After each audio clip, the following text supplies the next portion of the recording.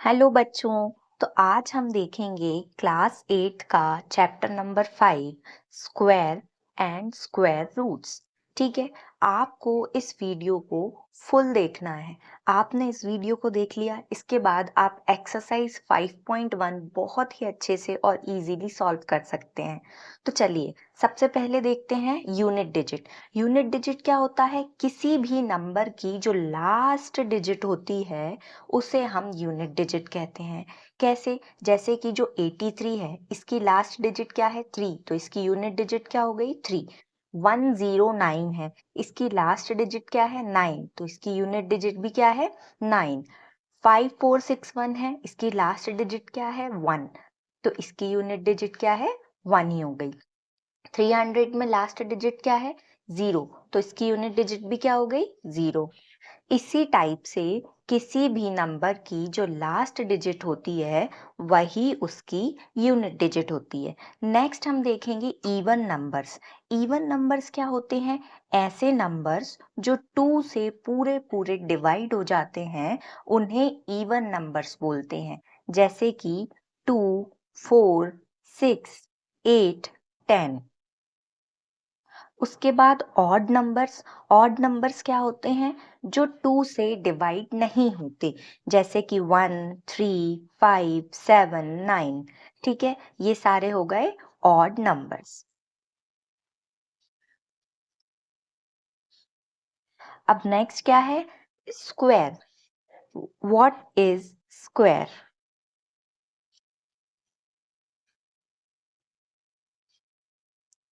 ठीक है, जब हम किसी नंबर का मल्टीप्लाई उसी नंबर से करते हैं, ठीक है, 2 बार हमें मल्टीप्लाई करना है तो हमें स्क्वायर मिल जाता है। जैसे कि स्क्वायर ऑफ 2, 2 का स्क्वायर। 2 के स्क्वायर को हम लिखते कैसे हैं? 2 की पावर 2। ये स्क्वायर लिखने का तरीका होता है। कैसे? कोई भी नंबर उसकी पावर जब 2 होगी तो उसे क्या बोलते हैं? Square of that number. तो 2 की पावर 2 है, अगर हमें 2 का स्क्वायर निकालना है तो उसे क्या करेंगे? 2 का मल्टीप्लाई 2 बार करेंगे, 2 इंटू 2 क्या आ गया? 4। ऐसे ही हम सबका स्क्वायर देखते हैं। जैसे कि देखो, 1 का स्क्वायर निकालना है तो 1 इंटू 1 करेंगे तो क्या आ जाएगा? 1। 2 का स्क्वायर निकालेंगे तो 2 इंटू 2 करेंगे तो क्या आ जाएगा? 4। 3 का स्क्वायर निकालेंगे तो 3 इंटू 3 करेंगे तो क्या आ जाएगा? 9। 4 का स्क्वायर निकालेंगे, 4 इंटू 4 करेंगे तो क्या आ जाएगा? 16। 5 का स्क्वायर निकालेंगे तो 5 इंटू 5 करेंगे तो क्या आ जाएगा? 25। 6 का स्क्वायर में 6 इंटू 6 करेंगे तो क्या आएगा? 36। ऐसे हम मल्टीप्लाई करके किसी का भी स्क्वायर निकाल सकते हैं। लेकिन अगर आपको इजीली क्वेश्चन सॉल्व करना है तो आपको 1 से लेके 20 तक के स्क्वायर याद करना चाहिए। ठीक है, ये 1 से लेके 20 तक के स्क्वायर्स आपको याद होना चाहिए, जिसकी वजह से आप जो है फटाक से कोई भी क्वेश्चंस को सॉल्व कर सकते हैं। ठीक है, अब इन स्क्वायर्स में देखो, जो डिजिट्स हैं क्या आ रहा है? 1, 4, 9, 6, 5। फिर से रिपीट हो रहा है 6, 9, 4, 1 और 0। ठीक है, यानी कि जब भी हम किसी भी नंबर का स्क्वायर कर रहे हैं तो लास्ट डिजिट क्या आ रही है? या तो 1 आ रही है, या तो 4 आ रही है, या तो 9 आ रही है, या तो 6 आ रही है, या तो 5 आ रही है, और या तो 0 आ रही है।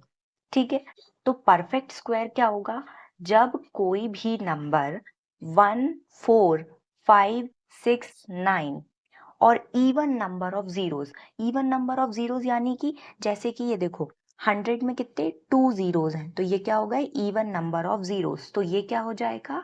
परफेक्ट स्क्वायर हो जाएगा। लेकिन अगर 3 जीरोस हैं तो क्या ये परफेक्ट स्क्वायर होगा? बिल्कुल नहीं होगा, क्योंकि इसमें ऑड नंबर ऑफ जीरोस हैं। 3 क्या है? Odd number. तो ये परफेक्ट स्क्वायर नहीं होगा। लेकिन इसकी बजाय अगर इसमें 4 जीरोस हैं तो ये परफेक्ट स्क्वायर होगा, क्योंकि ये क्या है? इसमें इवन नंबर ऑफ जीरोस आ रहे हैं, इसलिए ये एक परफेक्ट स्क्वायर होगा। तो कोई भी नंबर परफेक्ट स्क्वायर कब होता है?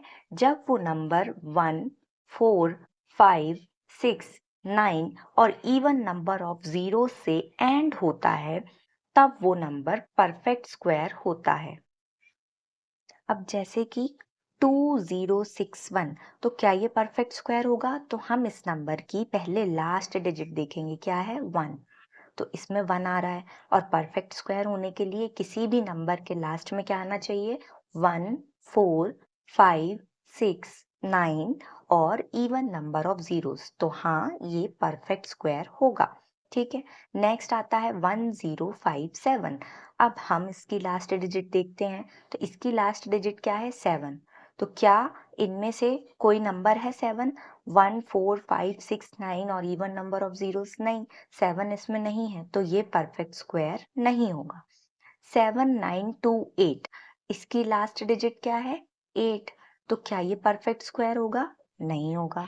अब 100 में जीरोस हैं, लेकिन हमें ये देखना है कितने जीरोस हैं, इवन नंबर के जीरोस हैं या ऑड नंबर के जीरोस हैं। तो ये तो इवन नंबर के जीरोस हैं, 2 जीरोस हैं, तो ये क्या होगा? परफेक्ट स्क्वायर होगा। ठीक है, अब नेक्स्ट हम देखते हैं, एक इम्पॉर्टेंट फॉर्मूला है, numbers between the square of number n and n+1। अगर दो नंबर का स्क्वायर दिया हुआ है, किस फॉर्म में? n और n+1, तो उन दोनों के बीच में जो नंबरों की संख्या होगी वो कितनी होगी? 2n। जैसे कि एग्जाम्पल देखते हैं, जैसे कि 12 एंड 13 के बीच, 13 के स्क्वायर के बीच में हमें नंबर्स निकालना है कि इनके स्क्वायर के बीच में कितने नंबर्स होंगे। कैसे? 12 के स्क्वायर के बीच में कितने नंबर्स होंगे? 12 से लेके 13 के स्क्वायर के बीच में कितने नंबर्स आएंगे? तो अगर हम प्रॉपर निकालेंगे तो इसमें बहुत टाइम लगेगा।